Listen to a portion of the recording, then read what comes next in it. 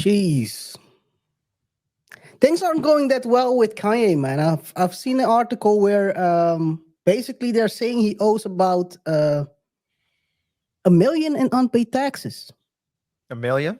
1 million in unpaid taxes. Yep, about 900 for his apparel, and also a couple of 100K for his homes, 2 homes. But is it Kanye who's owing it, or is it the entities that's owing Wow, it? you know how these articles are written, right? Yeah, Who's the article? It's from the Daily Mail. They write a lot of. Sometimes they are pushing a certain narrative. Let's put it that way. Sometimes.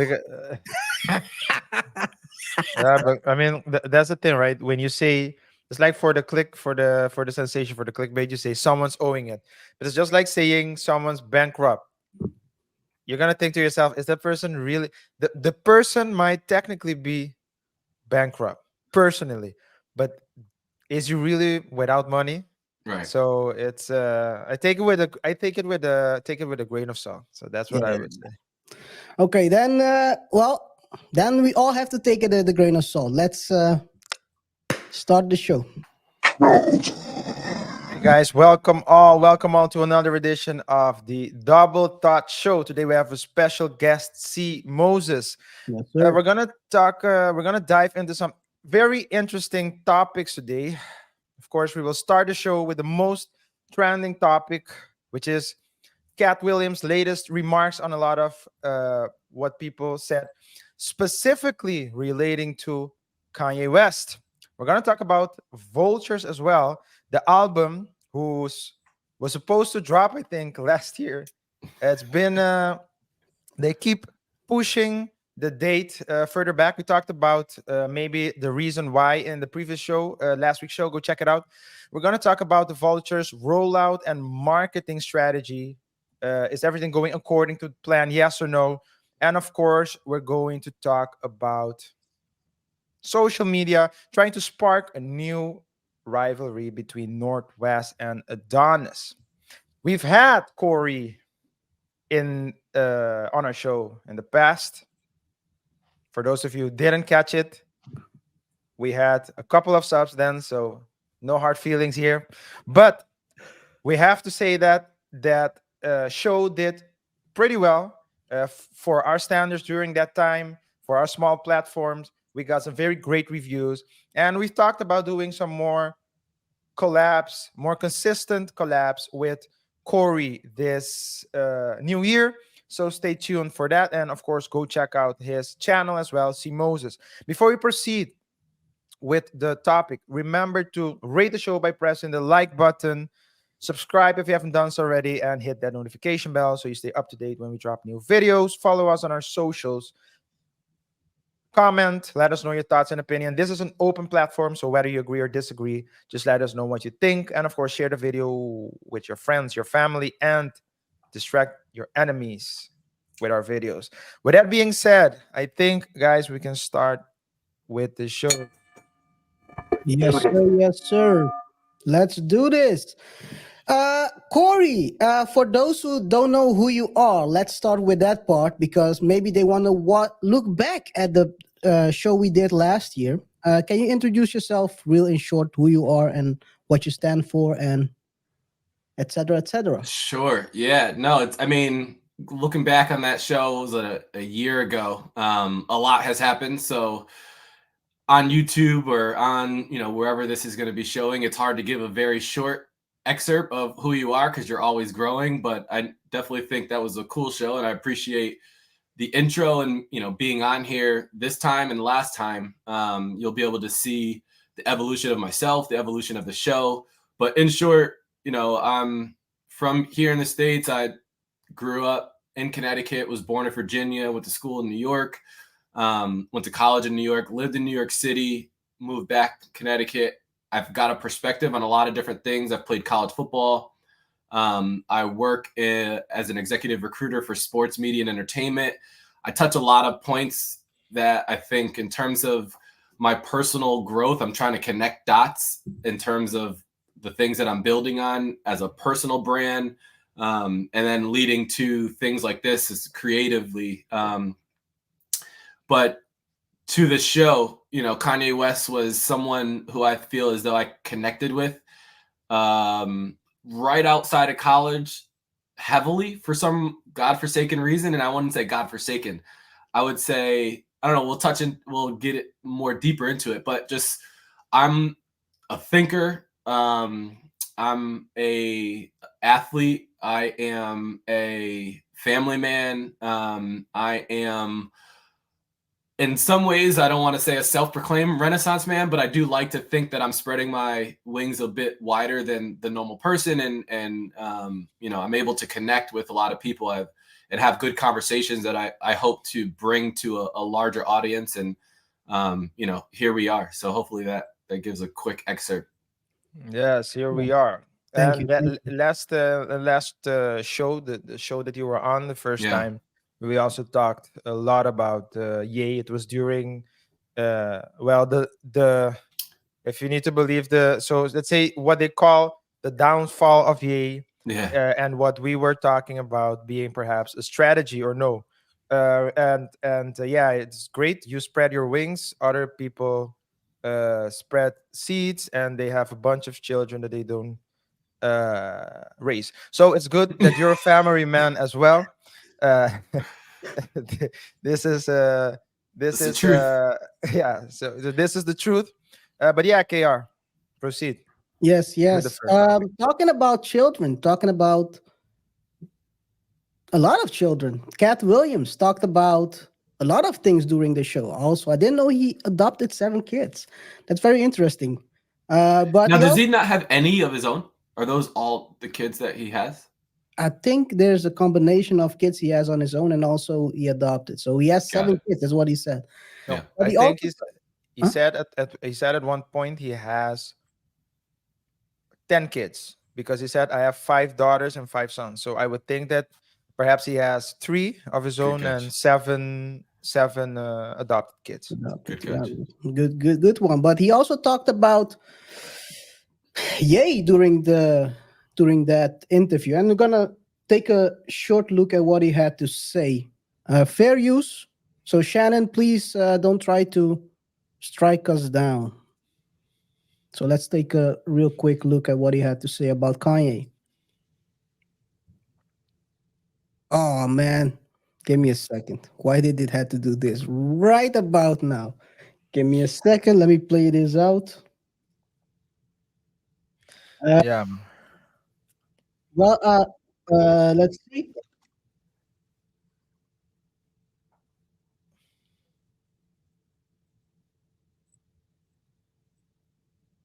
No audio.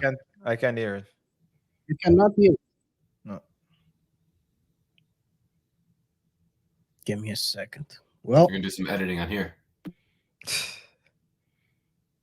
10 minutes.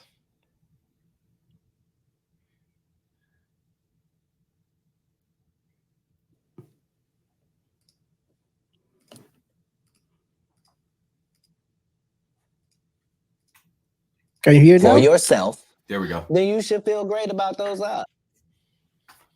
What do you think about Kanye rants? What's going on with Kanye?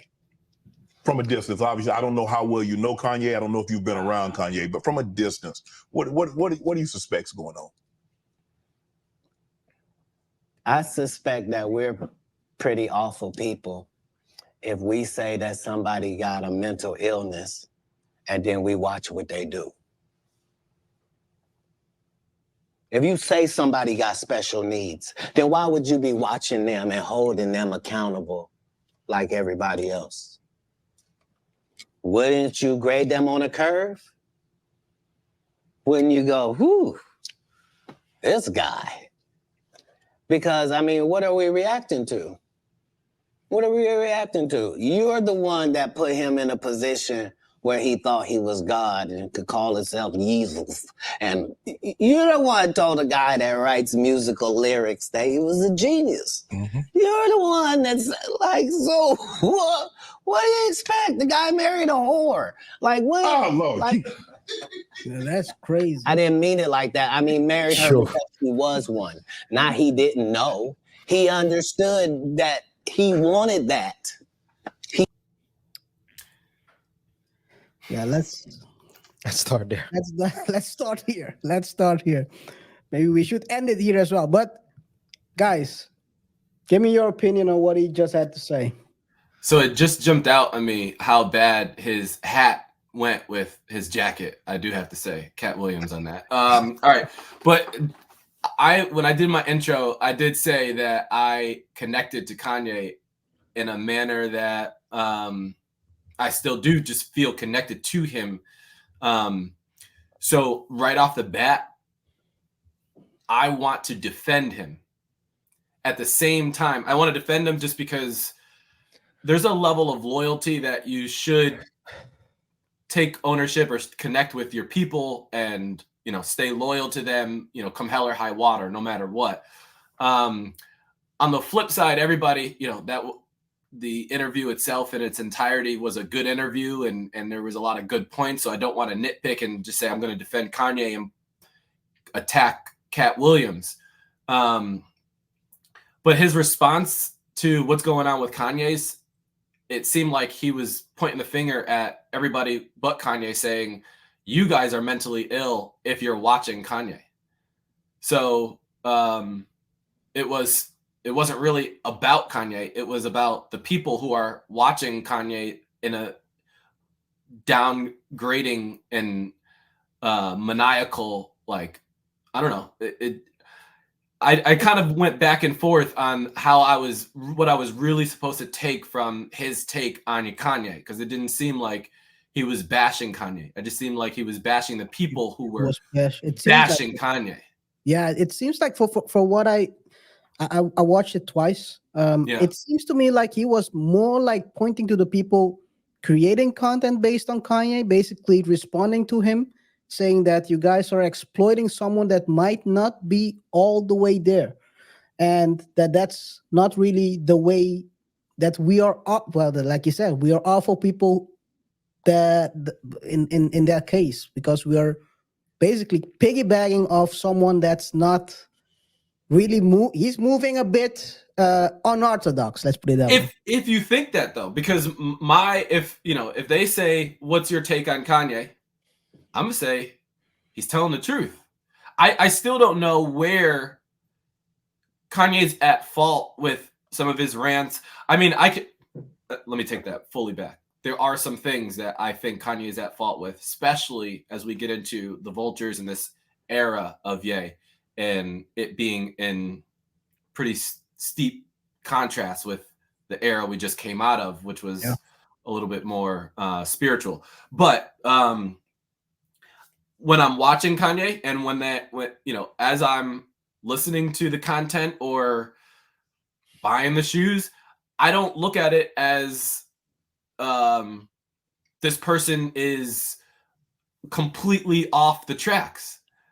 I'm just like, seems like we, are going now in this direction or what have you. But a lot of people are watching Kanye just to grab that headline of anti or just whatever, and that's their only reason, is to find it. Oh, got him. And then creating content, knowing, I mean, look, there's a lot of businesses, there's a lot of people, there's a lot of things that literally make money, and there's a lot of people that they got their popularity and notoriety solely or low-key solely off of the back of that man's name. So that's their business, is to follow what he's doing next and to point out the downfall, just because it makes them feel they can hold their head up high for whatever reason. I think what you're saying, so I agree with what you're saying, but I don't. So not only in relation to Kanye, but a lot of people during that show, that episode, Katt Williams was talking about a lot of people, but at the same time, some people he was attacking directly, and other people you were like, was this a compliment or this? Examples being the Migos, when they asked him, did you bail out the Migos? Did you give the Migos money? He didn't answer that question. Well, he did. He gave an answer. He said, well, I think we all know Migos as having money. But had they have asked, then I would have given. So it's like, well, did you or didn't you? Gary Owen, the comedian, he also went on his show, and he also said, I don't know if Katt dissed me or talked good about me. So I think that's the artist. But aside from the mental thing, because that's one thing, right? It's just like the media picks certain controversial people, I believe, in their year planning. And they're like, okay, I'm gonna Yeah, that's okay, us. Right. and we're going to basically track everything they do and report on everything they do, because those are the names that gets us hits. Yeah. But Katt Williams didn't have a standard high school, or at least teenage years, because he was touring since it's 12 or 13 or something. He was all over the place. That's one thing with Katt. He's a comedian. Yeah. But in that interview, he said that he read, and this is, I don't know why, for some reason, whenever I'm thinking about this interview, he said in it, he read 3,000 books a year. That's what he said. From 8 to 12. Yeah. I mean, That's part of me thinks that's yeah, ridiculous. It's unbelievable. It's ridiculous. So it's either an exaggeration, or it says something about his intelligence, because he was doing things when he was 3. I think he was reading. At 3. Yeah, I think 3. from what I understand, I've heard at least. Not sure if it's true, so I haven't verified it yet. But I heard that he has a IQ of 165. Yeah. So he's a very. But what Kanye and Katt have in common is that if you haven't gone through the structured school system that we all went through, where they tell you you need to stay in this lane, this is bad, this is bad, you need to stay in this lane, and the range of normal is between these two borders, and as soon as you cross it, then you're crazy. Well, if Katt never continued his secondary, or at least continued and or completed his high school, then he's had the flexibility to roam all over the place. So the way they think it's like completely different than the way we think. Yeah. So to us, it's like, wow, amazing. These people are either controversial or they it's either unique or crazy, right? So it's like, but they just operate with different frameworks than we do, and we continue. There's one of the best compliments I ever got was I was talking to this girl, and she basically, in the middle of whether it would be one of my rants or just explaining myself, which it felt as though it was like, you're thinking you know me, but it's very early on. She said, you didn't go to public schools, didn't you? Did you? And in that moment, I'm like, nah, like maybe it was because of the topic or the subject, what we were on, but she could tell my mind, like as you were pointing out, didn't fall in line with this. And at a point in my life, I did not go to public school, but it was more than that, right? So it's not just, all private school kids think this way, or however you want to set those guardrails. But like you're saying, and that's the point that like I felt from the intro, I've spread my wings wide. I think I can connect with people that did not go that traditional route. And I think there's so much value in that. And that's, you hit on just a great point. I mean, when you think about the nuts and bolts, like what he's saying, what is crazy about it? The fact that it's different than 99% of the other interviews. So when you get those cookie cutter interviews, it's like, what is there to take away? Yeah. It's a question answer, and there's just it didn't really turn on that light bulb. But when you have a Katt Williams, the reason we're all up and roar or just talking about it is because it's got us thinking. You know, this person had a, and now we're it's not even that we're overcompensating, like analyzing, oh, he didn't go to school. It just, there's topics, there's things to unpack that is deeper than just, you know, what was the creative process like? You know, oh, I worked, like he said, I worked hard and blah, blah. Everybody works hard, right? Yep. A lot of Hollywood artists will give you that, you know, I'm hardworking. And he's like, my gardener works hard. So we need to start to be able to we don't need to. We are at the point starting in 2024 to connect with those dots that are lighting up, that are outside of the guardrails. And some people have been saying this for a period of time, but I do believe the domino is like clicking, clicking. It's like a faster click versus just one and then another and then another. It's like, no.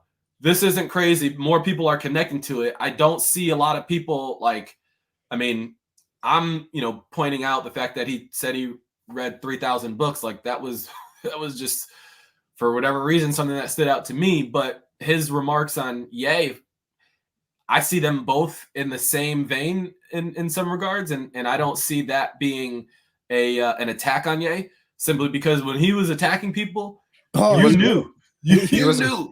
Ricky Smiley is out. He was going in, and he wasn't going in. He was with details. He was going in with, you know, why, you know, from the 90s to what the future looks like if you were to go this route. And so because there's a lot of people will say, you know, what's your opinion on Ye? And you walk away looking at Ye a certain way. That, I don't know. It was more so just a look in the mirror type of moment. Like that's, I think, what we should be doing. Corey, now one question, because of course we reacted on the mental illness part. So the mental illness remark that Katt Williams made. But what about the marrying a hoe remark? How do you see that? What's your opinion on that? Yeah. Because Kim was already known, right, to having had for being someone that basically has another person every other month, week, or day. But yet, Ye decided to marry her and have 4 kids with her. So, how do you? What's your take on that part? This is honestly, it comes to mind as you ask this question. So this is not a pre-thought out answer. The same way I think a lot of people try to say, oh, you know, Ye hasn't been the same since his mom passed. I hate resorting just to that, to think that what he's doing today, January 6th, 2024, has to do with that. Wait. Is it January 6th? It is. Okay, never mind. Let's protect ourselves.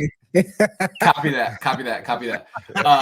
Okay, so my thing is what I think the default for us to try to paint a picture of Kanye being this person based on this past decision, you know, 2024 has to do with his mom passing, or 2024 Ye has to do with him having 5 kids with Kim in the past.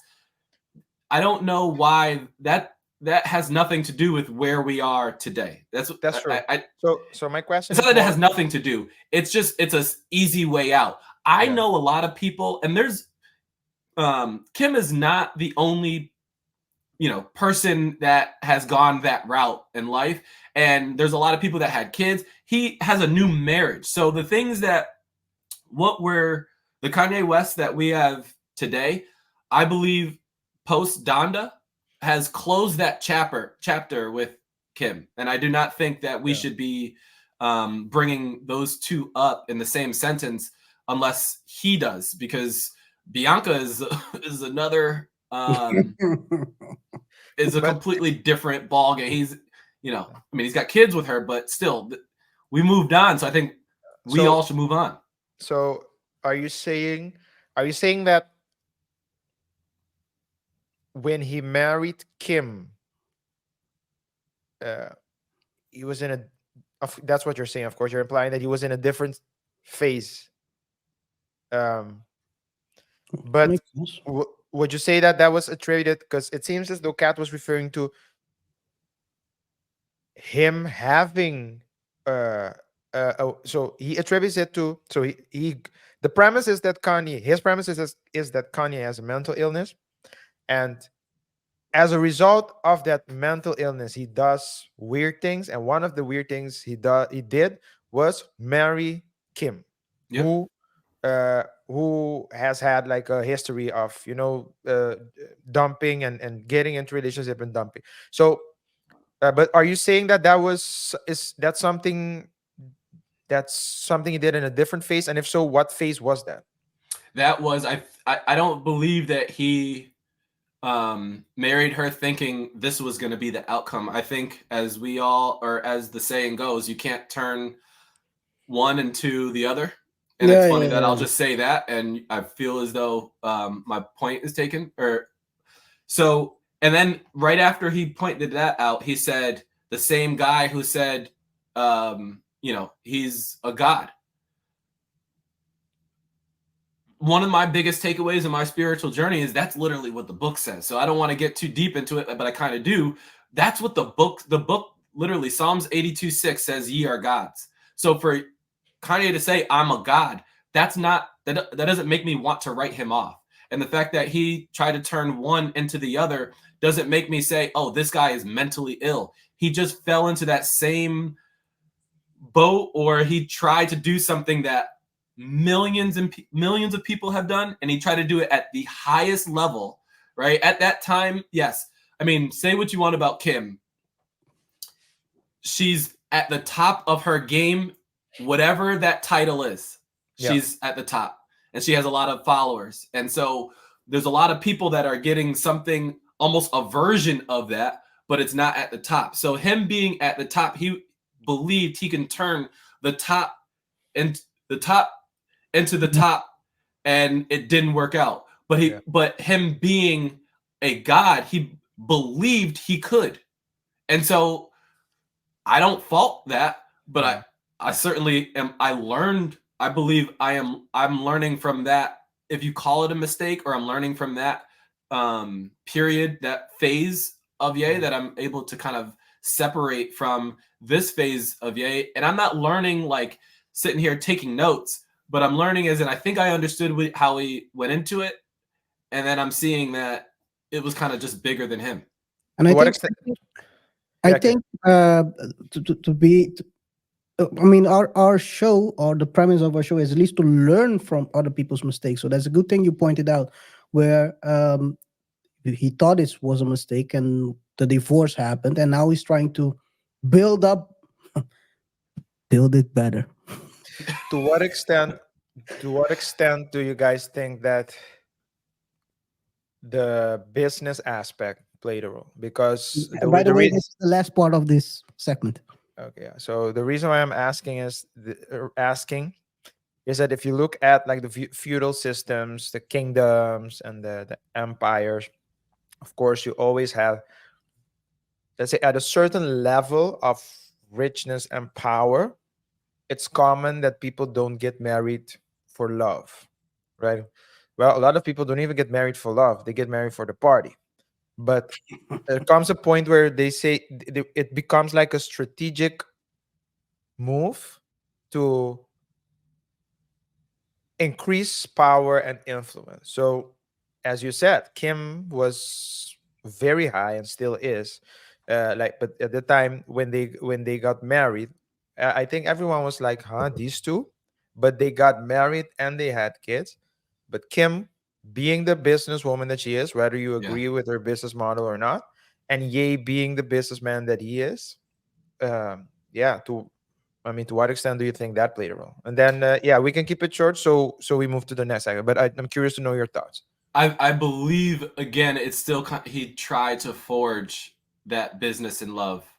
There was a point in time when he said, like, she's not with me for the money because she has her own money. And so that made him believe she was with him just for him, and this was going to be his ride or die.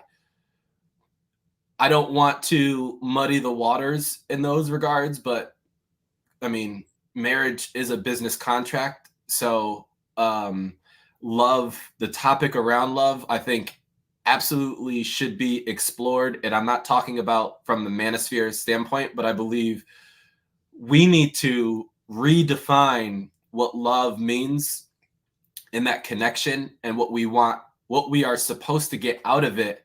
And as I process it, I believe I mean, both of those people, as you talked about with like bankrupt, both of those people have money. Their kids will not go hungry. Definitely not. No. Can you make decisions that get you more money? Sure. Do I believe Ye is still Ye, if not more Ye, without Kim? And I think vice versa. I don't know if Kim is the same Kim without Ye, and not hoping for her downfall, but just thinking it was, it was different. She was looked at differently. I separate those two with these two, and I hope that both find love, and I don't believe either one is going to have a problem with money in this era of business that we're in. I believe a lot of people are, if they only knew how much money they can make or need to make or whatever, don't have money be the driver in any of your decisions, especially love, right? Yeah. A lot of people will say, don't work for money, when it's like, well, isn't that what we're supposed to? But it's like, if you're really doing what you want to do, the money's going to come. And if you're really building and forging relationships on the basis of love, leave money completely out of it. Because you'll have what you need for sure, because each one wants the other to be better. Yeah, so I guess everyone has a different concept of love as well. Ye had his concept, Kim had his concept, and Diddy has his concept. Okay, yeah, let's go. Since we're talking about Diddy and albums, we're gonna switch to Vultures, man. Vultures, the rollout and marketing. It's been quite a struggle, actually. If you compare it to the Donda rollout, which was very smooth, a lot of listening. I would call them listening parties that were actually shows. If you compare it to this, this was a bit, I'm not gonna say a struggle rollout, but it seemed like it wasn't as big and smooth as the previous one. While it being, Ty Dolla $ign is not nobody these days, and Kanye is still Kanye. So they were doing these shows, these listening parties, and it wasn't Kanye-like. Let's put it that way. The rollout for Donda was very different. Yeah. No, I'm hurt with this rollout. I'm hurt not because of the music. I'm hurt because I feel like he's not really putting himself in the shoes of the fan. And I hate to use that word. He's not putting himself in the shoes of almost the ambassadors, right? Like the people that are kind of like they're in it with him to sprinkle things, to go away, to come back, to set a date, to go. Like the Donda rollout, when you said it wasn't perfect, but we were getting action. We were seeing the progression. It was, if you think back on that time, it was lit, right? It was really crazy. It was lit. It was, it was cool. This one, I'm not, I'm disappointed in the marketing team. And I do believe there's authenticity in it. I just think if, he's an artist, if it's not ready, don't put out the art. I get it. At the same time, don't sprinkle, these dates. So just say, hey, you knew looking back on it, you needed more time. Don't say December 31st. Don't say whatever date you have said. Yeah. Just don't say it. And I'm cool with that. But to say it and then to not give it what it needed in order to be there at that time, or even a week later or 2 weeks later, and then to just go away. And to sell the shoes, so the shoes are ready, right? Or the merch is ready. Or is it? I don't know. I mean, I have no idea. What's the latest? What's the latest time frame for the shoes? Let me see. I think it's a 3 to 4 week when you purchase. I think 3 to 4 weeks, like you're expected for shipping, or even 6 to 8. I want to say in some of the merch. So I mean, I don't want to say the problem. The good thing is he must be cooking up something. Must. And then this could all go away. So my question is, to what extent did you guys think that the fact that it leaked or partially leaked played a role in him changing the dates in order to do what you're basically hoping for, Corey, which is to still roll it out with a bang. When you say to what extent, I don't know what. So let's say, for example, maybe he had like the 31st. Well, the 31st was one of the dates, but then no, it was before. So and before it was another date prior to the 31st. Before that, yeah. Yeah. December, on- beginning of December. That was the initial date, I think. What was it? 31st was a disappointing date at the time. It It was like, the so second date, I think. Yeah. So it was the first. I think it was the first pushed back. The date, Yeah. the first pushback. But let's on the date that it was originally supposed to drop. Mhm. We were able to find some soundtrack, or at least I mean, until he releases it officially, we don't know if those are actually the ones that will be on the album. But there was like there were various videos on YouTube with like a playlist with like the songs, the track list, some of 45 minutes, some of over hour long. So Yeah. to what extent do you guys think that the fact that the music dropped made him push back the date to prepare something extra, something different?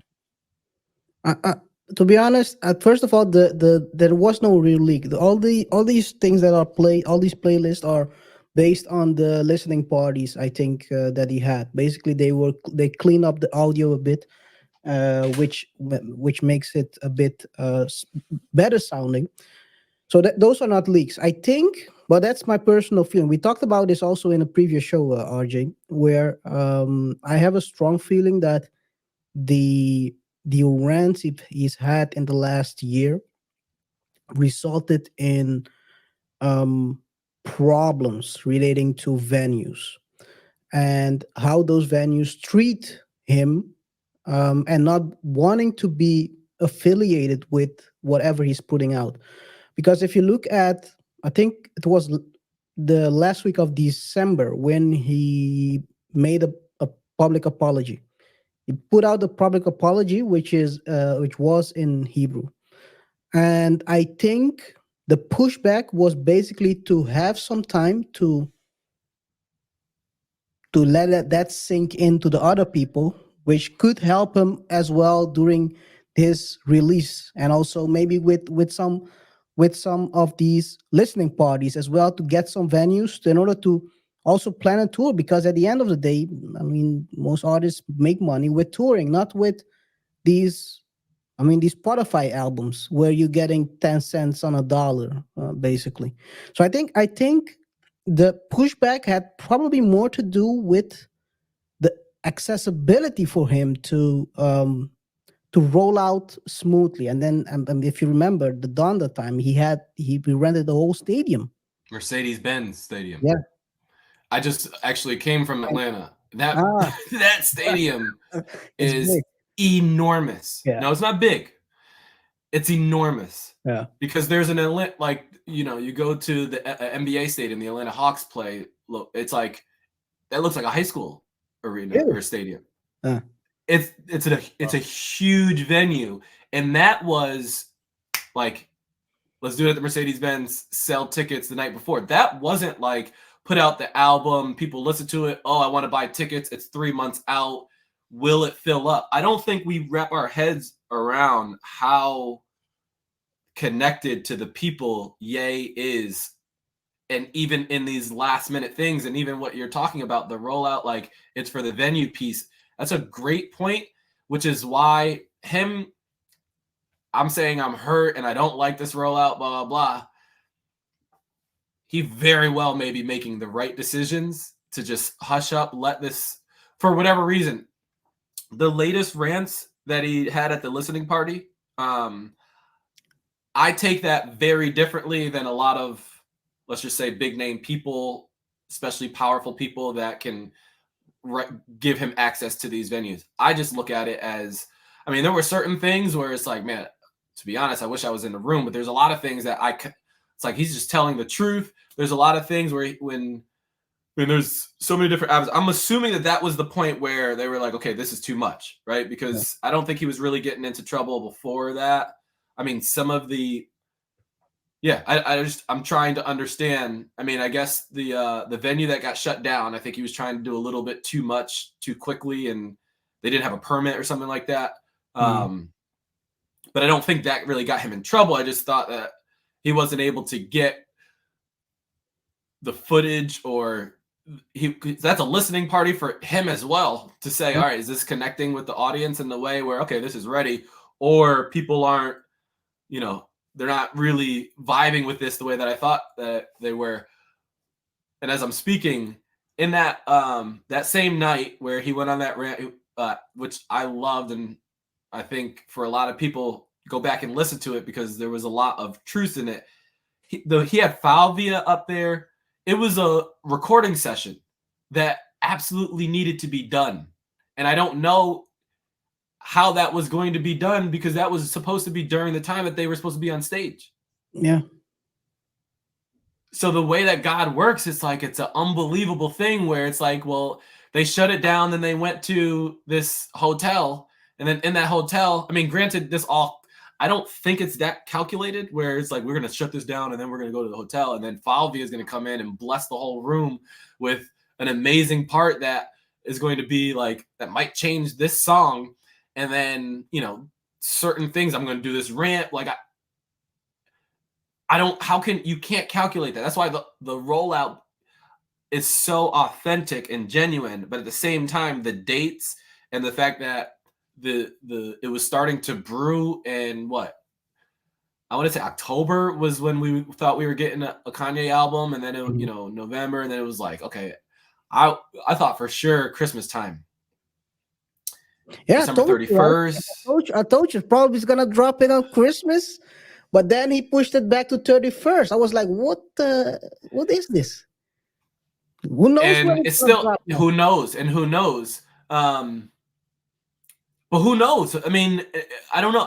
My whole thing is just don't set a date. We're past the date era. There's no point in giving us a date. Just put it out when it's ready.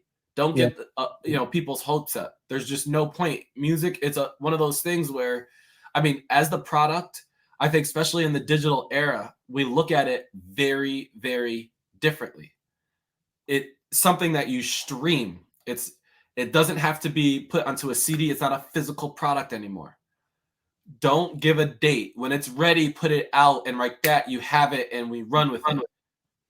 I don't know. I think just that's a thing that a lot of music executives, if you understand, like, it's music industry itself has completely changed, and it's not what it was 20 years ago in a way where you could not do this 20 years ago. Because you had distributor businesses, you had so many other ancillary businesses connected to it that when you set a date, no matter what, you had to put it out then. And if it wasn't your best work, if it flopped, you had that album flopped. In 2024, you do not have to put out that album that you feel might flop. And we're hurting because of it, because this would have never happened in the 90s. And I remember, yeah, you're right on that, because back in the days, if you listen to this, I was into music really strong. Let's put it that way. Before a long time ago. Weren't you a producer? Yeah. I was making beats. Why are you holding those cards close to your chest? Talk your shit. Yeah. Come on. I was pretty good until I met a couple of friends that were bad. That was like, no, I can't compete with this. But still, you were listening with a different honest, ear. You were yes, listening with a different ear. one thing I'll tell you, and I'll never. This is something. Once you open like certain spectrums in your ear, you cannot undo it. And when I listen to songs, that's one thing. One of, I want to say superpowers, but I Yeah. can hear whether a song will be fire or not, whether it will connect with people. And Talk your shit, Kurt. but to get it back in the days, you're right. Back in the days, you had these deadlines, and a lot of and people will be surprised. A lot of songs, monumental songs, were really last moment added to these albums. Where you basically the guy recorded it an hour before they had the deadline, before the mixing had to get done, the mastering, they handed it over and it was done.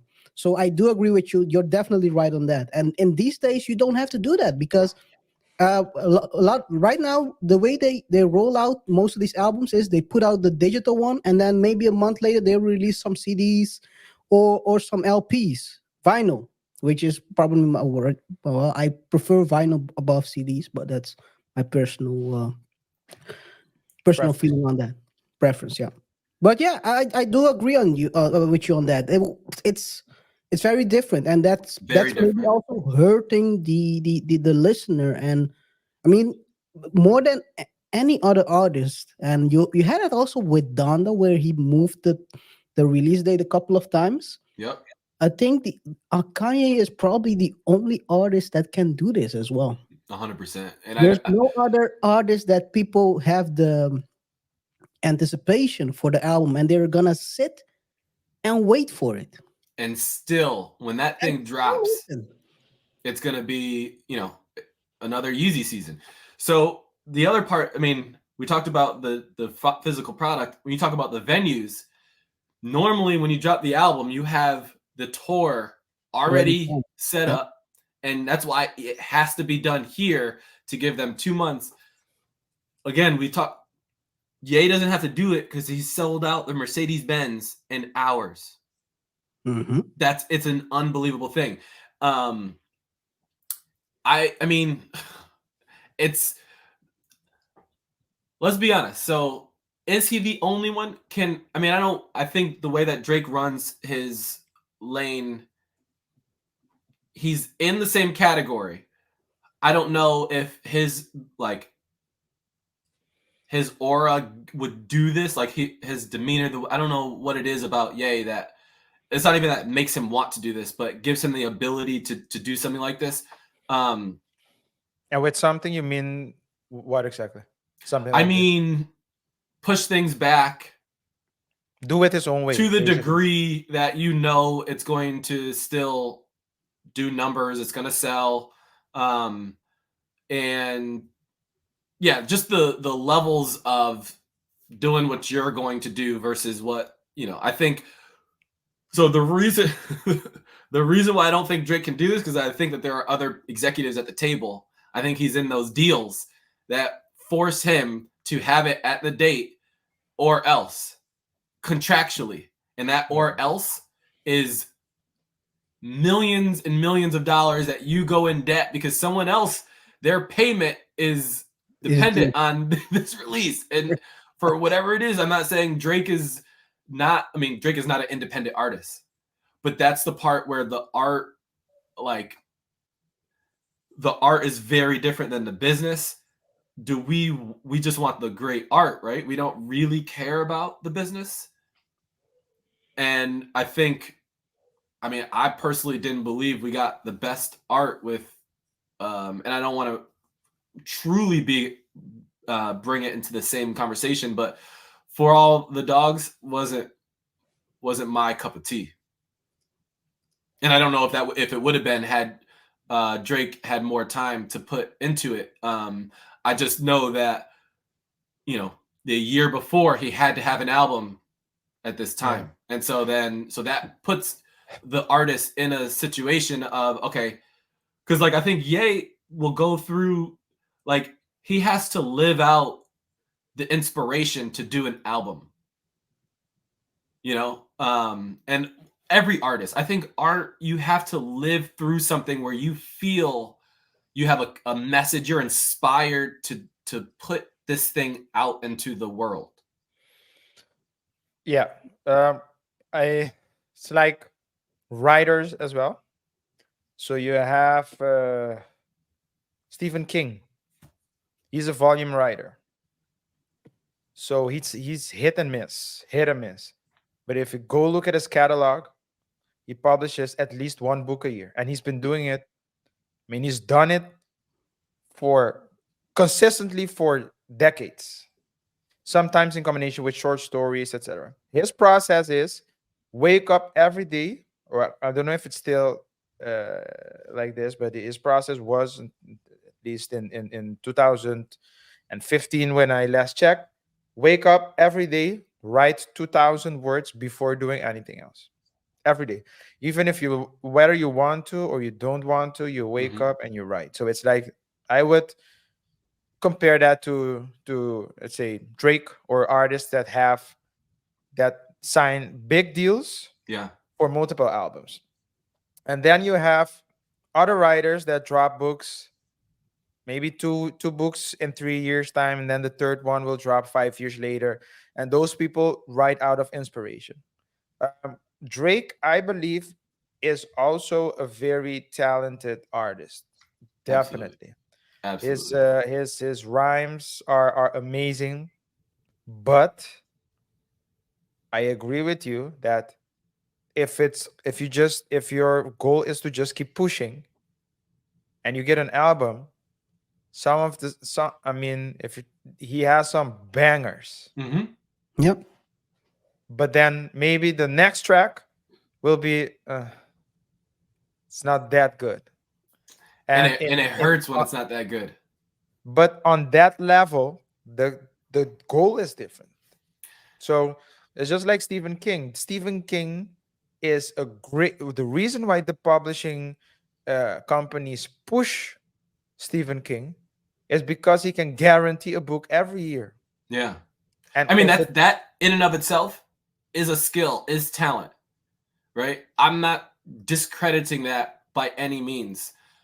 My connection is and you talk about you saying writer's book, but I'm saying writers, also the way I want to bring up this, right, is writers behind the music, because every artist has certain writers. Yeah. If we think about, and let's go back to bringing up love, right? The best love songs, you had to go through love to connect with it at that level. And when you do, so you couldn't write a love song without experiencing love. Now you experience love, and then you write the song that put it into the words that millions of people just connect with their heart. It's so deeper than surface. Yep. It's now we're talking about magic and what music is not supposed to be, what music has the ability to do to the listener, and underlying connection that you don't see in the lyrics and the sound of the voice. That's what it makes you look at the world differently. Yeah. Right. That is, I don't want to say it's just missing, but I believe that we're in an era and where I don't know if we're analyzing certain what we're getting from, whether it be content, from music, from movies, whatever it is, what media, it's supposed to help you on your journey through life or make it better. And if not, then what is it for, right? Entertainment. But when it does help you, or you enjoy listening to it because it, people will recite movie lines because it's funny, right? And then you laugh, and that feeling, that emotion. I'm a deep thinker, so it's everybody does these things, but they don't even think about the things that they're doing. These are game-changing and life-changing forms of art. When Drake puts out these songs that you just skip, there's nothing inherently wrong with it because we got the whole album, but we're missing those moments where it's you just have to pause the song because it's wow, this is I'm feeling this in my stomach. Kanye has those. It's like, wow, I really, even if I don't feel, you know, him with, let's say, Donda. Like, even if you didn't lose your mom, you're saying, wow, this guy really, you know, feels connected to his mom in a way that makes you appreciate your mom even more, right? So, yeah, go ahead. Yeah, I think I'm gonna dive into the Drake versus Kanye. I think that's the biggest difference between Kanye and Drake in general. And I'm not saying that Drake to me is a very good artist. He's great at what he does. But a lot of times if you listen to his songs, his album, and that's the small difference. Kanye can shift the tide. I've never heard an album of Drake that shifts the tide. He adjusts or makes it a bit. He jumps into the tide and surfs it pretty well. Very. But just think about the Sunday service. That's the group, right? Kanye's gospel group. Yep. Just remember before the Sunday service album, how many choirs were in albums before that and after.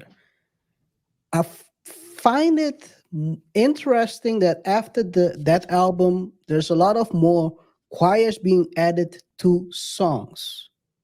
Those are the small things. People don't notice them, but I like Drake. Drake was in my wrap up for he was number 2 of most listened artists. Number 2 all time or current? No, the last year. I thought it was number 1. Okay. Didn't you tell me it was number 1? No, it was Fuerza Regida was number 1. Oh yeah.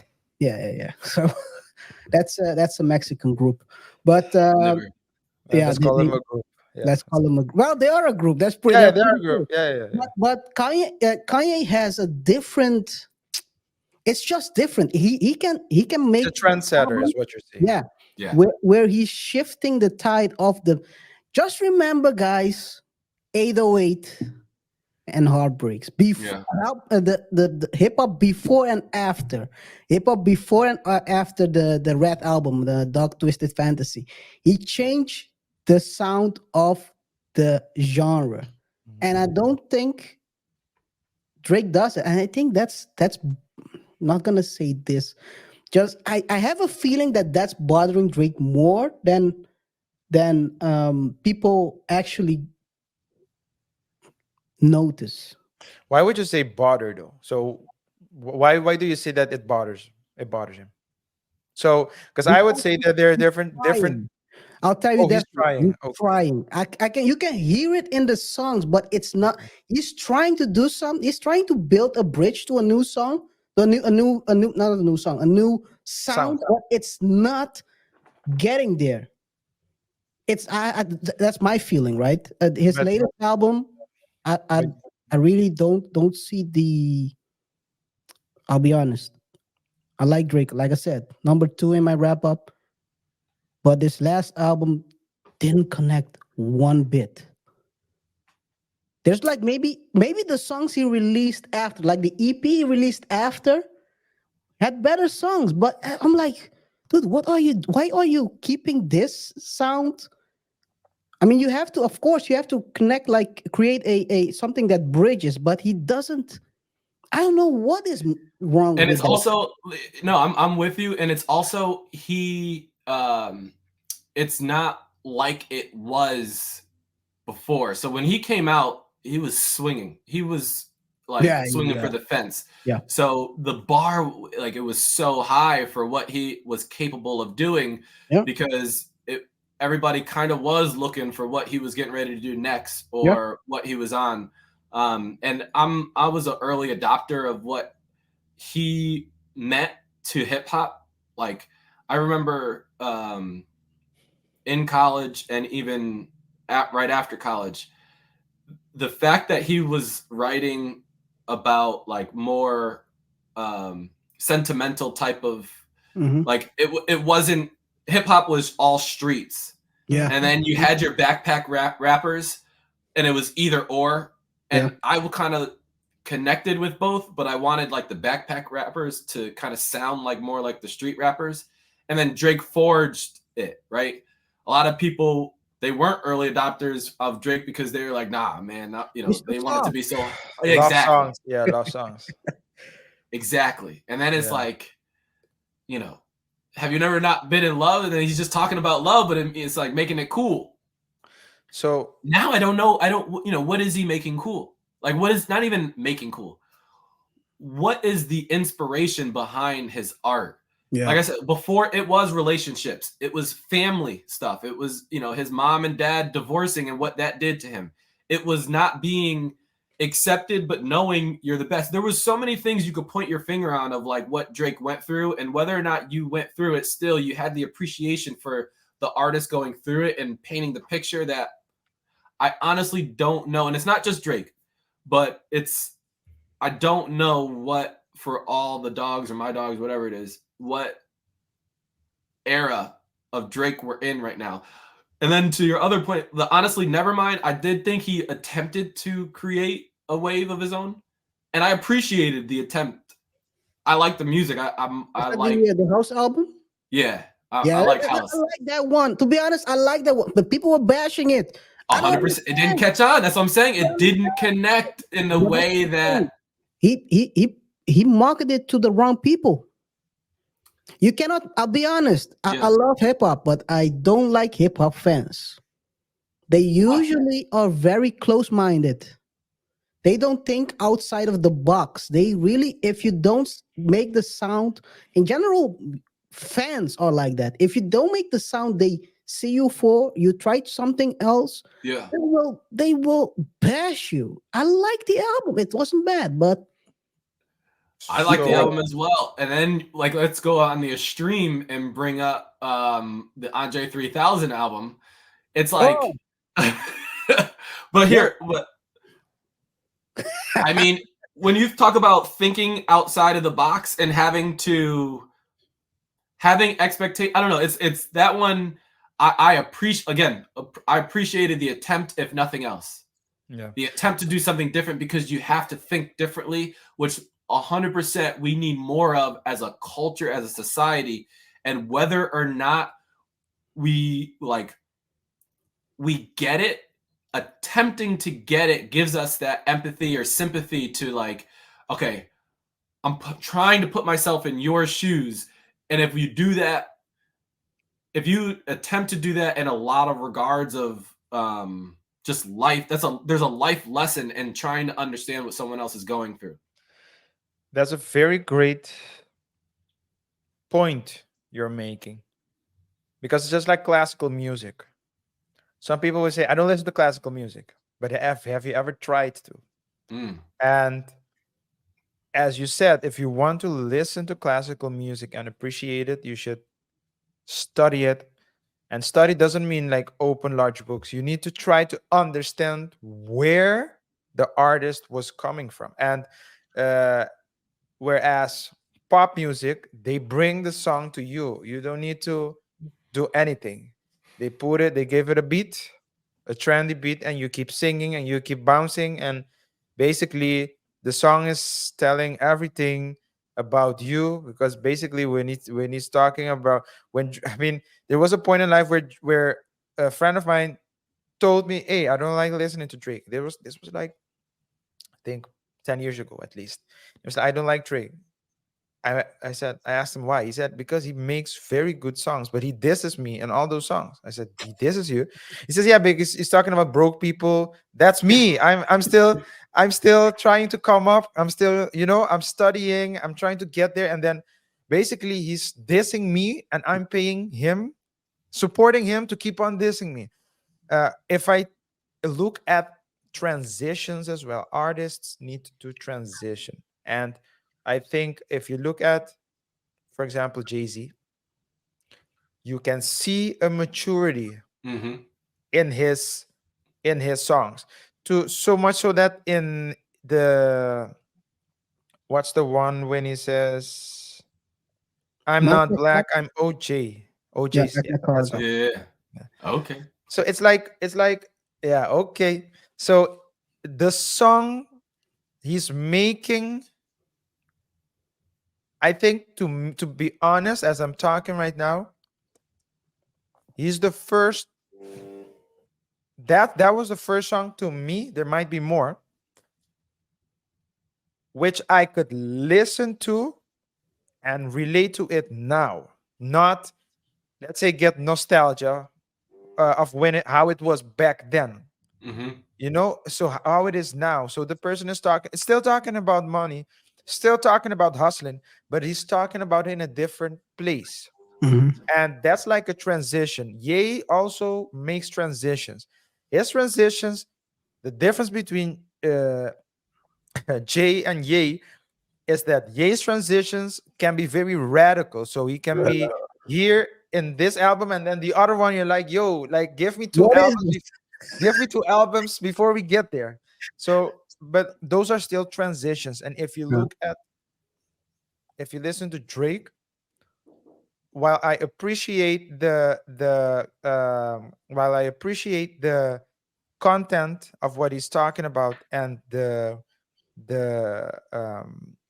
what is the his skills, it's still not it's still, let's say, I don't see the transition and the evolvement Right. of, he's still bringing it to the people, still simplifying it. So yeah, that's what I would say. Are you writing his trajectory off, or do you believe it's coming?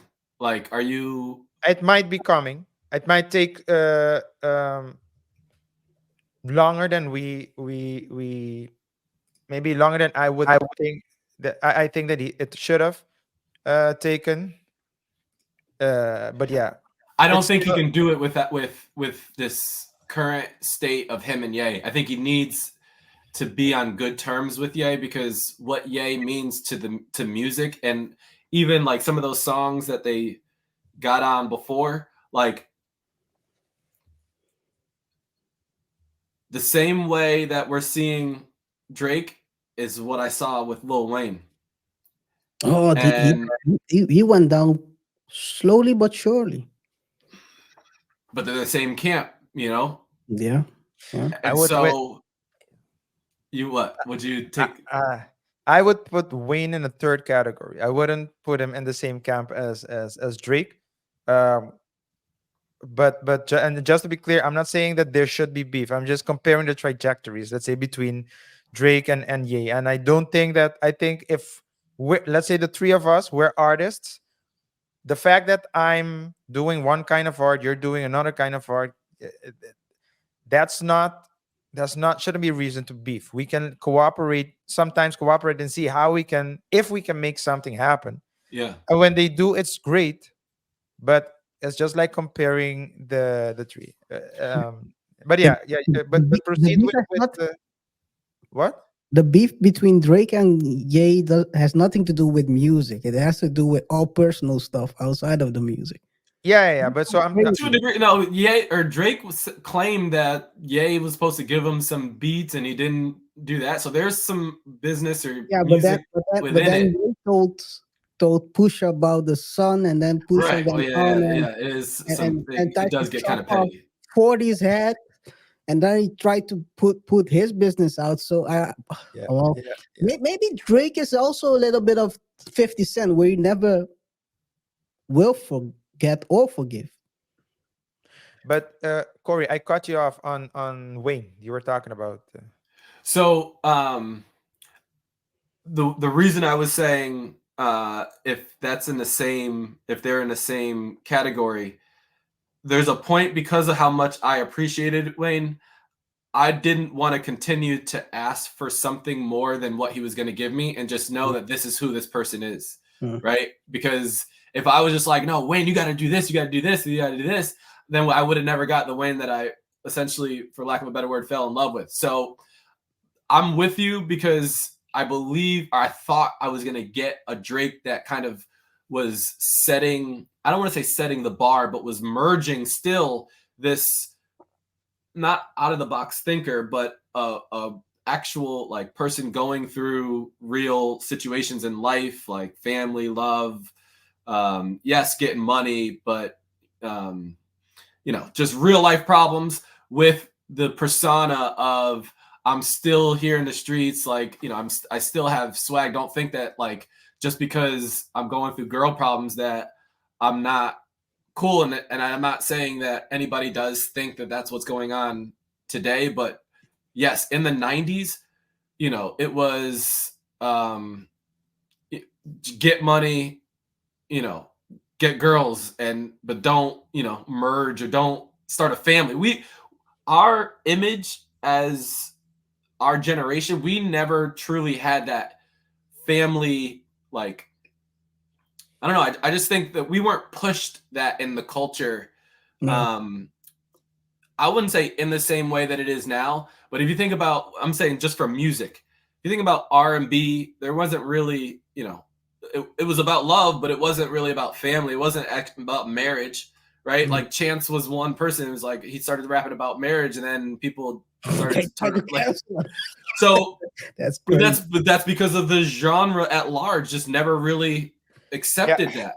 But so going back to the Drake part, do I still try to say, okay, I need more from you, or Drake is going to give you the hip hop that goes on radio, even though we're not listening to radio, but Kanye is going to give you the hip hop that kind of allows you to, wear a Make America Great Again hat if you want, and that not have it be something that is so crazy. I mean, granted, at the dinner table, it still is a crazy thing, but we're trying to push the boundaries to accept. Because at one point, parents didn't allow their kids to listen to hip hop. Now they're listening to Sexy Red, and it's like, no, this wasn't what hip hop was supposed to be. It's supposed to allow you to, I mean, I don't know. It's not even supposed to be. 2024 is different. Yeah. And when we make this last point, and what, because you talked about classical music, and as someone who is, let me not put myself into it. When you think about music and this period, I don't know if we're in a Renaissance period, but like, I think this is the Dark Ages. Actually, so I read The Fourth Turning, so I there's a, I don't, are you familiar with? Okay. Well, is that of the I saw the Four Horsemen, the documentary, but I think it's basically the same thing. It is when just the imagery of Four Horsemen is just like kind of, it's also going through like a cyclical period. So we're turning a corner of things that I don't want to go too off, because it's very deep, but also it kind of speaks to, as we kind of round the corner of the 2020s, but not towards the end, but just what the 2020s is supposed to be. We're in the middle of it. Truth, beauty, and goodness, whether it be music, no matter what it is. And this came to mind as you talked about classical music and listening to it with an ear that, whether or not it's something that we accept, we absolutely, any listener should be able to hear the greatness that is in classical music, or any like music at that level that, like, we talk about rollouts that stands the test of time. Like, it's not about like a rollout of classical music. It's just, it's a symphony. It's music coming together that levels. Yeah, it's how that comes about. Yeah. I say all that just because when you think about our culture and what truth means and the lack thereof of it, redefining beauty, we're in an era that I think we should really pay attention to what's going into the product and what's coming out of the product, whether it be, like I say, I'm wearing a shirt that says like mass media is poisonous, if you will. If you think about all of that, our diet, what we eat, what we consume, if you think about it from a fast food type of, if you think about it just consuming quickly, then you're going to have garbage in, garbage out. But if you think about, classical music and reading books that like stand with you 20 years down the road, you can point, now you're really capturing the essence of like something beautiful, and that allows you to grow as a person, and we need, and our generation really needs to tap into that, because our generation, like millennials, like we're up, right? We're up. We're We next. cannot more than that. We still, for whatever reason, and I think we talked about our show from a year ago. We talked about politicians being 80 years old, 90 years old. We cannot step up to the plate if we only consume those things that are the fast foods. Yeah. We have to give our ear to something that appreciates classical music, that appreciates homegrown food, that appreciates a solid book, that can not only appreciate, but that can separate it from your everyday manosphere podcast that you listen in, listen out. You don't read. I mean, is it a conversation starter to a degree, but it's not making you change your whole outlook on the world. But you have to be able to, dissect, or, when you eat a really healthy and good food, quality food, it's different than McDonald's. And you've got to be able to, appreciate the goodness or the difference in those, especially as, we're parents now, and we're talking about things that are just way deeper than just money, quick things. That's where I'm landing it there. Yes. But I'll finish this part up. Like I said, Drake is my number 2, and to close it out, Luciano Pavarotti is my number 3 on my wrap up. So I'm gonna have to give it a listen. I'm gonna have to give it a listen. You said a Mexican rap group. You have to. It's Mexican classical music, Fuerza Regida. But if you want to listen to very classical Perfect. music, Love it. Love that it's classical. No, wait a second. Is it classical? It's not classical music. That one, Fuerza Regida, is not classical. Luciano Pavarotti is. It's one of the greatest opera singers ever. What is the other one? It's What Mexican regional music, basically. The genre is Corrido. called corrido. Corrido, which is there are different aspects of corridos. You have let's say the criminal corridos. It's just like country. You have like these Western countries where they sing about let's say hitting the local police with a gun butt, for example, and then you have love and pop country. It's the same with corrido. So I don't know how long ago it was, but I wish I had the name. There was a country music or a country song that literally sounded like a hip hop song with the content. My mind was like, is this where countries go? I'll send you a couple of them. I know what Country music that is literally the content of what we thought street to hip hop is. Yeah, I know a couple of them. I know also there are one thing I'll say, and that's what I like a lot lately, is that I listen also to country. One thing I've noticed is there's a lot more, let's say, colored people choosing to go the country route, which I like also. That's very interesting to see the development. Because one thing I'll say is country is a very nice genre to listen to. Yes. But sometimes I'm not going to say the word diversity, but that you want to have some other sauce to it. Yeah. I'm a slide on my ops. Don't do that. Let's talk about, we have some time left. With the moonshine. Okay, cool. Well, they talk about that as well. There's not enough, let's say, traditional country singers that sing how do they call it? It's more of anyway. Let's continue with Trailer Park Blues. No.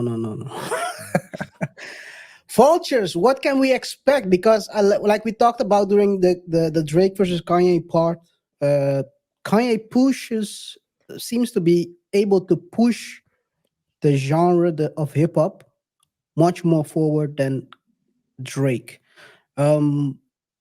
Maybe Drake fans will not agree, but let us know in the comments. The album Vultures, what do you expect, Corey? We're getting a worldly album. I think it's going to be very worldly. And I don't want to say I'm upset about it because it hasn't come out yet, but I'm bracing myself for it just because what we're talking about. Jesus is King, last album. Not last album. The last album was Donda or Donda 2. Donda. Was Donda the first one off of since Jesus is King? Yeah, Donda was the first one. Then he dropped Donda 2, and then now he's dropping this one. Okay, so I love Donda. Love Donda. I knew Jesus is King. I thought Jesus is King was a great album, but I knew that it wasn't getting the same plays because of the content. But I still appreciated the era of Ye that we were in at that time. I think we need more of that conversation. I don't know if it's, that was Sunday service era. I'm hoping we're not going backwards. I hope we are still spreading our wings wide with what Ye is attempting to do. I'm not confident in that because of some of the latest imagery I've seen with his wife. I'm concerned to a degree. And I say that not as a religious person. I say that as someone, we're talking about the evolution of the artist. I want us to continue to build. And Ye did go through an era where he not claimed he had a coming to Jesus moment, right? I don't think that was a facade. I think he continued to learn, and it's like no one is perfect. No human is perfect. And even with when you say I am a God, or if the book, again, it's in Psalms 82, ye are gods, whatever you believe, it's just striving to be better. I'm hoping that we don't get something that is worse. But I mean, yeah. So what do you mean with worse? Forgettable or? What do I mean by worse? I mean something that hurts the culture. Because when Ye did, no, it's a lot of us. We talked about hip hop being a lot of, F your B, you're downgrading other people. Like it's just, it's a lot of, huh? We talked about this last yeah, year. But not even, I don't even think it was the conversation. Yeah, it was just like what hip hop is about. Yeah. That's an easy way you want to write a song? Oh, I'm going to take you to this. I'm going to do that. It's very easy, cookie cutter type stuff. So when I say worse, I mean putting us back into that boat of just talking about the same old, nothing, pushing the boundaries, whether it be content. Like I still associate hip hop with like super creative bars that just make you like a Nas type of, that's what hip hop is supposed to be. It's deeper than just, wait, did he say that? And the third or fourth time is when you listening to it is when you actually get that line. That's the hip hop. I don't know if we're getting, I don't want to put Vultures in that, but like when I say worse, I mean just very bland content. This song is about this and it's here today, gone tomorrow. I'm hoping we get songs that we do want to listen to 10 years down the road. And in order for that to be the case, you've got to put something more in it than just, that cookie cutter, F your B, get money, whatever. No fast food. You're just hoping it's not fast food. Correct. And I'll say this, just because it does get me excited, like that, the Everybody, the Backstreet Boys sample. Yeah. That's Come on. I mean, look. Yeah, but from a producer's perspective, right? He did something that no one else. He's trying to push a certain way where no one has been before. So why hasn't anybody done that? We all lived through that era of the boy bands and how much people love them. That was, you have Michael Jackson, then you have these boy bands that were just selling out shows and everyone's going, why hasn't anybody seen, like, it just makes you think, why hasn't this been done? Because nostalgia goes crazy. They can clear it probably. That's what. Okay, to be honest, when it dropped, when I heard that, I think that was the first. Well, that was the first song on the So I pressed play, and the minute I heard that, I was like, "Yo!" So I don't think I don't think that we'll get cookie cutter stuff. I don't think we'll get traditional stuff. I don't think we'll get like I don't think we'll get like I don't want to sound I don't want to let it this to come over as an insult, but it's not. But I don't think it will be like a Drake album. I do think so. He does. Drake plays. I mean, I would categorize Drake as a good rapper, but he does parties. So it's like you can expect Drake songs in the club. I don't think you'll hear Ye songs in the club. Not this album, at least. I mean, previous outside album, of everybody, I think everybody's gonna go play. And that might. yeah. But the other beats that I listened to, and I didn't listen to the whole album because I started listening to it, and then I was like, no, I don't want this to ruin the experience when the album drops. But when or should I say if? But when I saw when I listened to like the subsequent tracks, it was clear to me that it's not something that I can listen to driving in the car the first time. I have to really sit still and listen to it and absorb it. I love that. So I don't think it will be cookie cutter stuff. Yeah. I do think that it won't be. So at the same time, I don't think that it will be the most, let's say, the deepest, more profound version of Ye that we will know. Right. But that's okay as well, because people fluctuate between deep moments and then sad moments and happy moments. And what Ye does is he takes what's going on in his life, yes, and tries to project it in his art. And so he's not in a place right now where let me put it. I would think that he'd be in a place right now to do it, because a lot of things has happened the last couple of years. But maybe he's still not at a reflection space where he can really dive deep into it. But I would think that based on the song, he's angry. And the songs that I heard, like the vibe I got, it's like tumultuous. It's not like the most comfortable place that he's in. And that's the sense that I got listening to the first couple of tracks. I totally agree with you on that, actually. If you think about it, the fluctuation between deep, well, he went deep with Jesus is King. So he went there. He went even deeper with Donda. Now he's coming back up, and he's basically going for a less deep version of him. But he's also, like you said, he sounds the sound. Technically, if you listen, if he's gonna use the Backstreet Boys Everybody song as his first song, the synth on it is already giving you the mood of the album. It's very rough. Yeah. Sounds quite angry. Yeah. And he puts on top of that Charlie. Well, dude, you gotta appreciate how he thinks from a production aspect. He puts on a very angry synth. Basically, it's a sample, but okay. It's an angry sounding synth.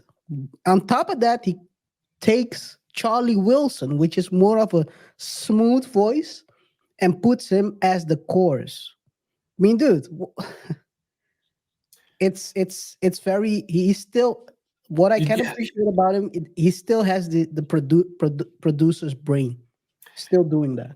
When you say deep, like those, I mean, there's levels to just that being, the recipe for the meal that's coming out. When you say deep, it's like Jesus is King and then Donda going deep. Yeah, I hear what you're saying, like being introspective, like, kind of closing the door in your room and writing and just getting your heart out, and almost not like leaving some of that for just you, but saying, okay, this is what I'm willing to share, but all of it has to come out, right? Yeah, you're right. I don't think we're getting it it's not that deep in terms of the content, but I think it is just as deep in terms of the production, which is like what you're saying with having Charlie Wilson and the lady I was mentioning, I think it's Favia, but I'm not 100% sure. But just like those types of reaching for that type of artist and bringing it into the canvas, if you will. I think there is still a level of depth that only Ye can go with this. But like even with the rollout, but just like, I don't know, are you guys familiar with Yes Jules? Yeah, of course. She was the one who put out that rant, the last rant. Right. I don't know. Well, I have my own opinion on that. I'm gonna. Okay, that's it. I'm interested, but I don't know. If I was Ye, I would have banned her already. But okay. Why? I mean, no, that's not okay. But I'll let you sit and think about how to make it. Because I think it's just like the Ja Morant, right? You have like the situation, right? So unless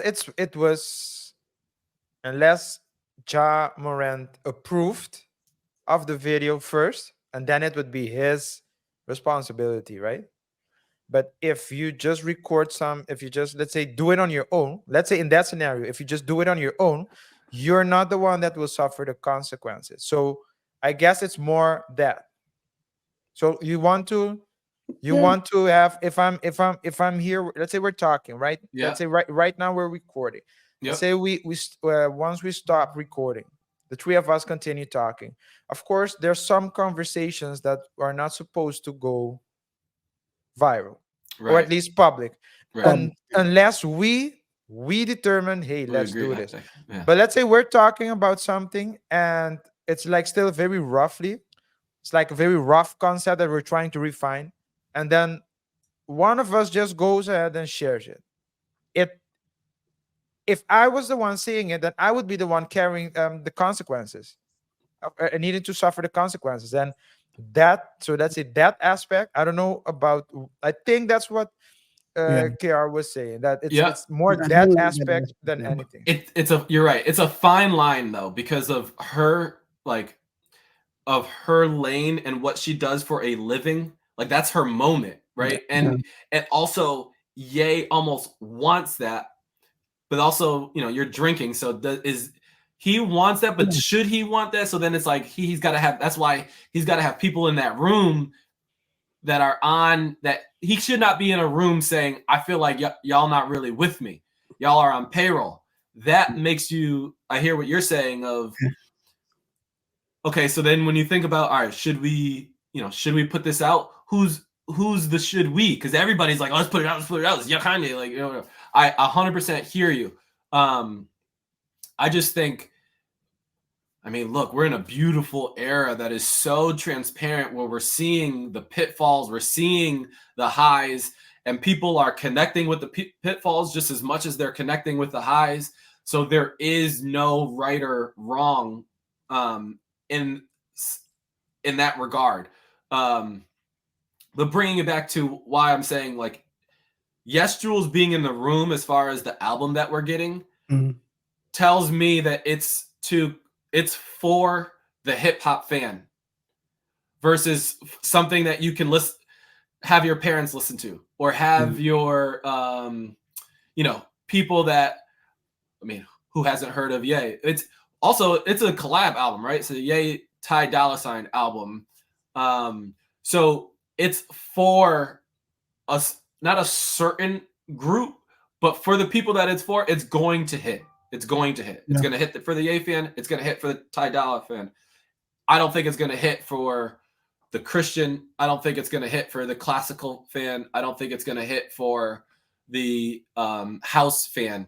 But Ye has albums that we're able to do certain things like that, where you're bringing in all these people. I don't think we're bringing in anybody new in this season. I think we're giving the people who are anticipating it, we're giving them what they want. And I just hope that even with that, that's why I say I hope it doesn't, I just hope that we don't go backwards. I hope that it's not like, anyone who, let's just say, for sake of conversation, got more spiritual and was trying to do right. I hope they don't do wrong, and whatever those words mean to you at this point in your life.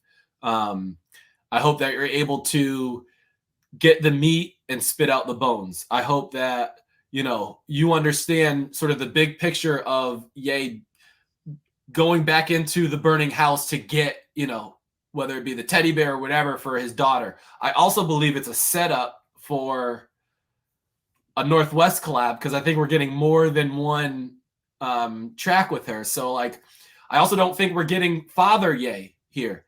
I think North is like a feature the same way, you know, Chris Brown is a feature. I don't think it's a father-daughter collab, which I think is to come. It's to come. You clearly, and I think we can transition then from this part to the next one, which is Northwest versus Adonis rivalry. I do agree with you on that. With regards to, it seems like she's being prepared. She's being prepared. Yeah, as in to become an artist. If you listen, there are two. So from the leaked, the songs they played in these listening sessions, there are two songs. It is fun. Wait, how old is Adonis? Adonis is, I think, 5, if I'm not mistaken. Let me take a look. Adonis Graham, right? Age. What was this? He's 6. He was 6 in 2023. Yeah. So. Okay. And Northwest age, 10. She's 10. So, I mean, there's a big difference. I don't think people are trying to. Is North 10?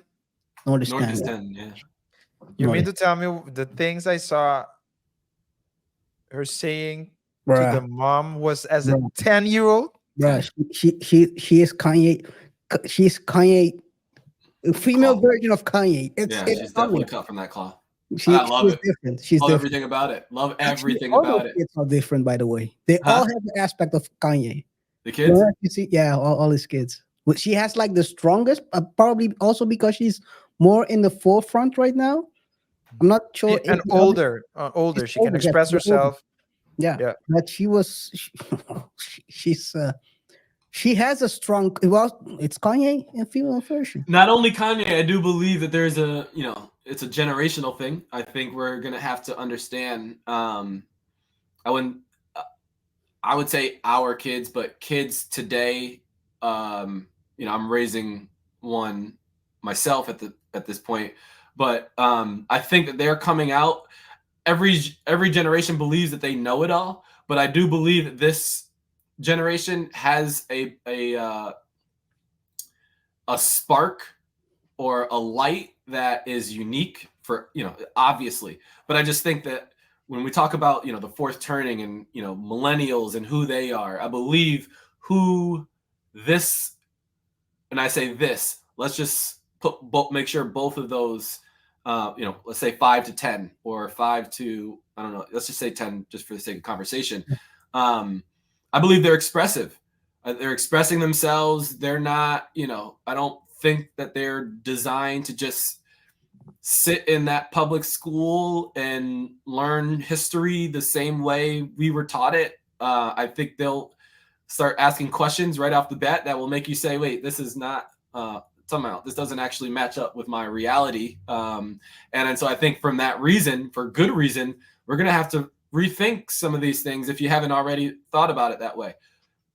In that same vein with what North and Adonis is doing, obviously it's just a matter of giving them a blank canvas and seeing what they do with it. And, to just start off the conversation, like, why not? What could go? I mean, I don't want to say what could go wrong because I think, let me ask you this. Do you believe that a child going down the route of tapping into a career or a business is different, a child with music, different than actor or actress? Can you ask the question again? I didn't get that. So North and Adonis, they're creating music. Yeah. Do you believe creating that child prodigy in music is the same or different? I'll even bring in sports, putting them in Pop Warner football and making them do extra laps to try to, be this, or putting them in movies or modeling. It's like, you know, you're trying to tap into whatever, you know, you want to see what they connect with. So is the music piece any different than what we do with actors and actresses, or what we, the common person, do with sports or gymnastics or whatever it is? I think the advantage they have, and you see that with sports, movies, if you have a parent that's already in that business, they can basically spread out their wing and you basically learn under their tutelage. Um, um, if I would say, if this wasn't Ye or Drake, it's a very bad move. You clearly see. Let's take for example Bow Wow, great child rapper artist.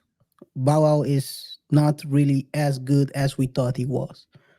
But This is so good. If you look, huh? This is so good. Yeah. I'm thinking that, like, where we're going with this.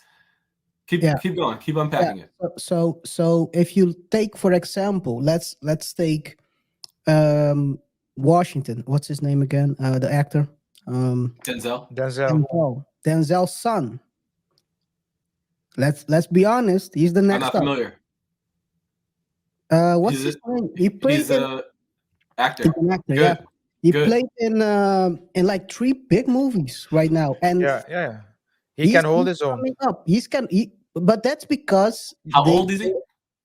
He's in his 30s, I think, right? Okay. He just needs to continue running. Yeah, John David Washington, and John David Washington is from 84. Like so Jonathan he's Major. Like Jonathan Major. Yeah, he's 39 right now. He's been playing, dude. He's been playing quite a couple of movies. Like he did The Creator, Tenet, and Black Klansman. That's a Spike Lee movie. He's been building right now, and I think the advantage these two have is the parent aspect that can teach him not to go to dirty parties. But I'll keep going.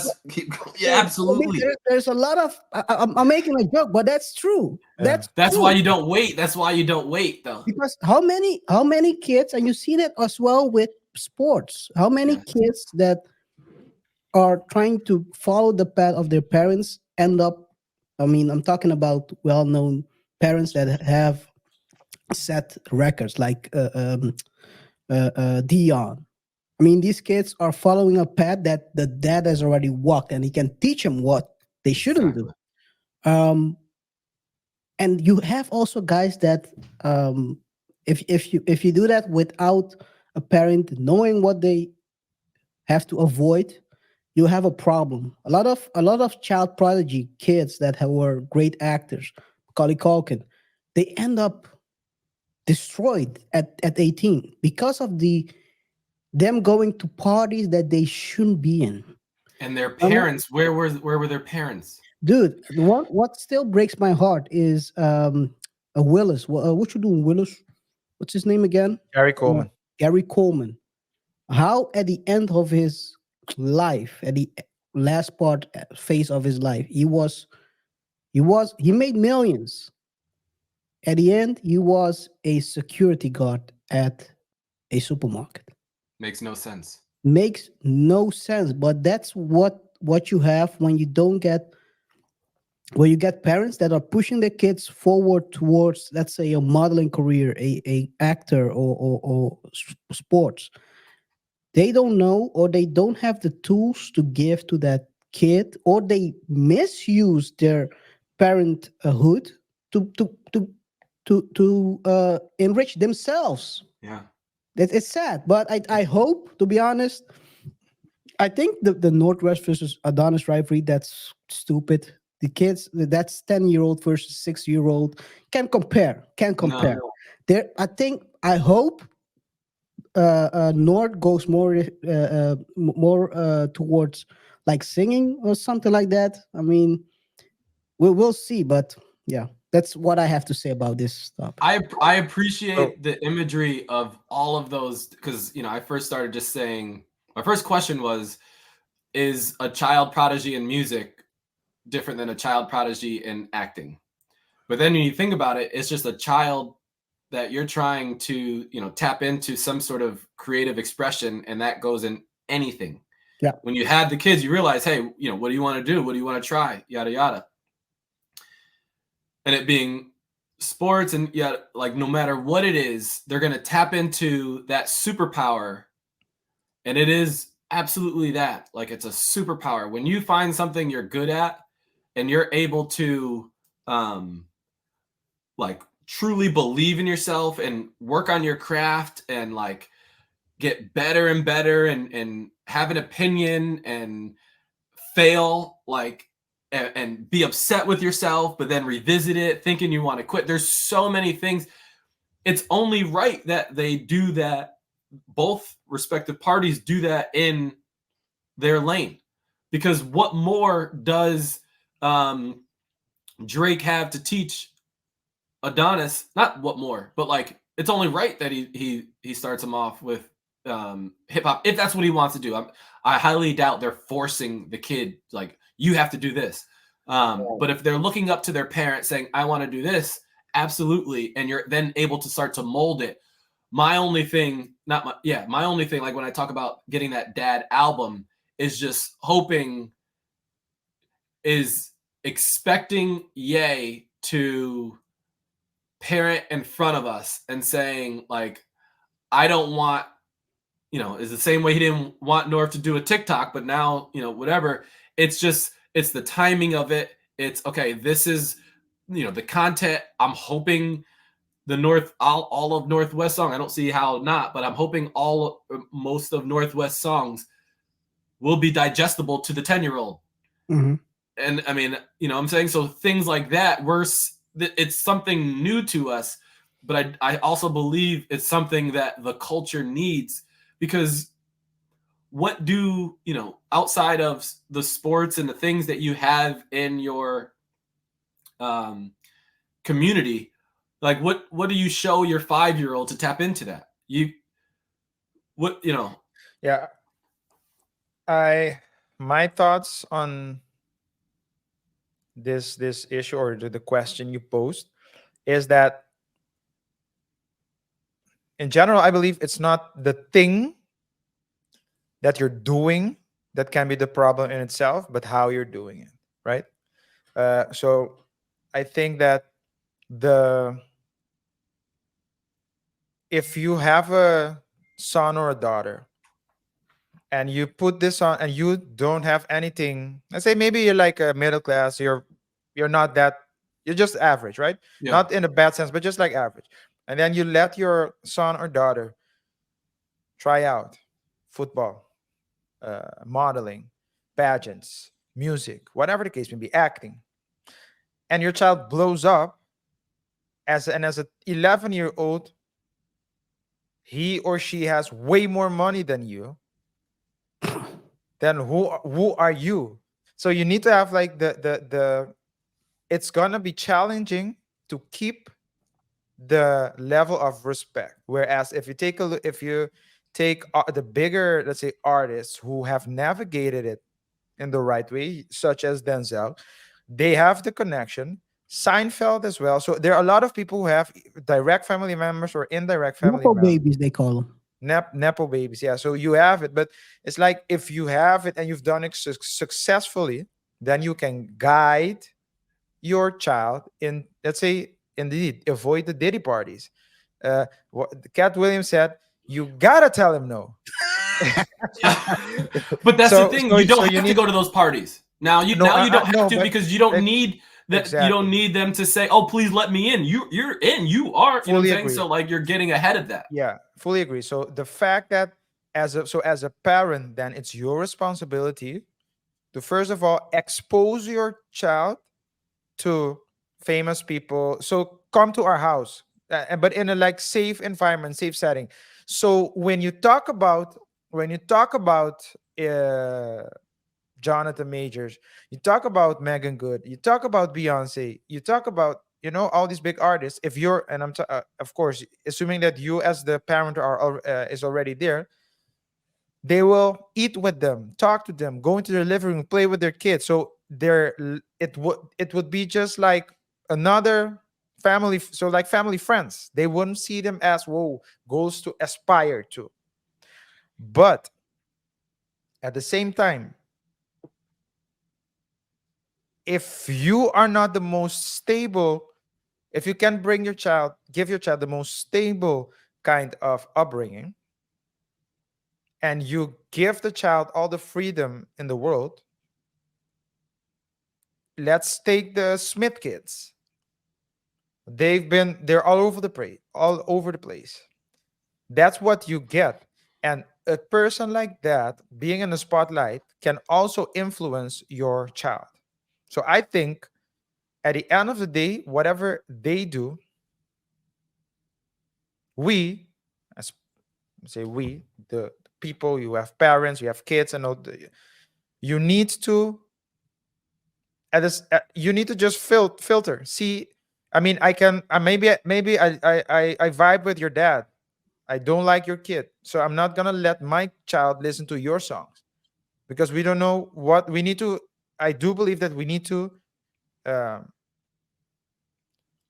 we need to compartmentalize and rate keep everyone accountable. Just because your dad is a certain way doesn't mean that you're gonna be like that. And that at the end of the day is important, because we need, as if the family needs to raise the kids, and the music, if the music is raising your kids, then you're doing something entirely wrong. Because then this song, the kid will go on the right path, then listen to a feature, go listen to the other person there, and then go a completely separate track. We know she's listening to Sexy Red.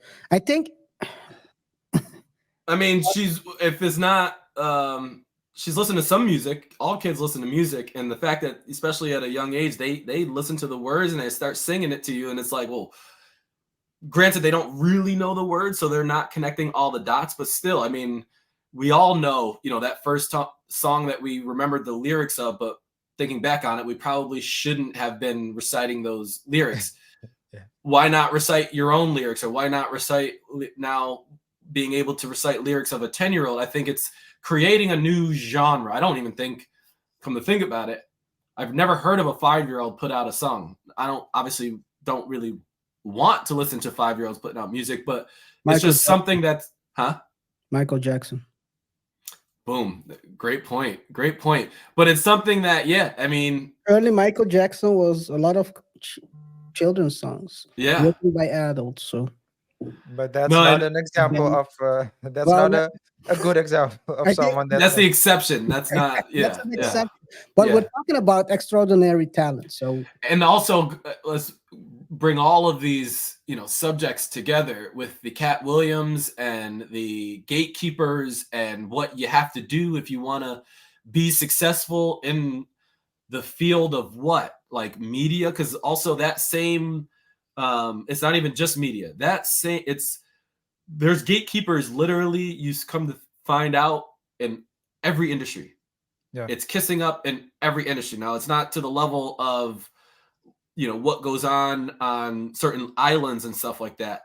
But in order for us to not only exploit or get out what has been done for the past, but to set a new standard, we have to, again, rethink everything and then also learn from these things. So I don't believe, what North and Adonis is doing doesn't necessarily mean, have your child do it, but learn from this, and also just appreciate we are not just relying on, 18 years old. Like, what's the little girl that used to sound like Mariah Carey? She's Ariana Grande. Yeah. She had a amazing talent. I don't know what happened, but it's probably not. She probably doesn't have the greatest story.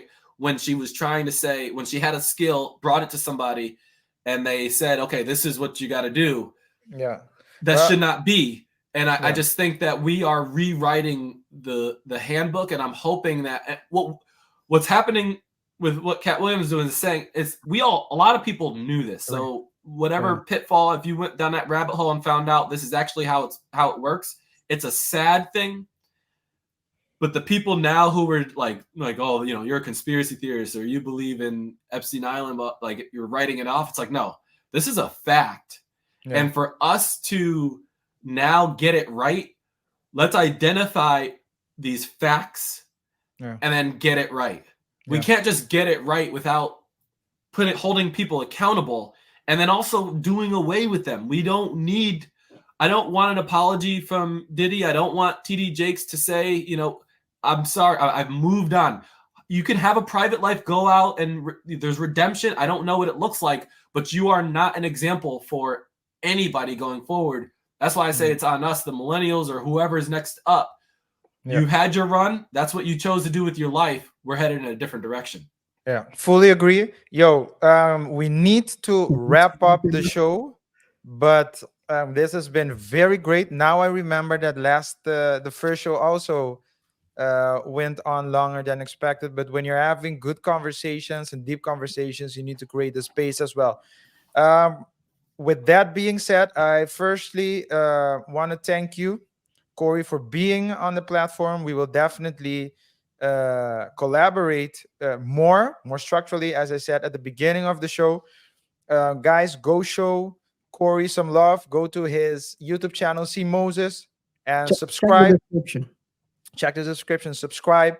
Make sure you follow him. Let us know as well what you thought of the conversation. Where do you think we should, what top subjects you think we should talk about next time? But yeah, as I said, it's gonna be, this is not the first time. So Corey, thanks for coming on. Yes, For those of you who haven't done so already, remember to subscribe to this channel, rate the show by pressing the like button, share the video with your friends, your family, and your enemies. And don't forget, as I already said, to comment. Let us know what you think about the subjects. Guys, it's been a pleasure. I really feel that we can keep on going like for hours, but yeah, we will definitely looking forward to the future collab. So absolutely appreciate you guys having me on. This is a great conversation. Yeah, no, I look forward to kind of the build for 2024 and what you guys are doing with Double Thought Show. I think it's set an example for, you know, the future of having good, deep conversations and what this platform can do and be. Thank you. Thanks. Hey, Salute, guys. Thank you. Hey, guys, with that being said, we'll see each other in the next one. Until next time. Peace. Peace. Great show, man.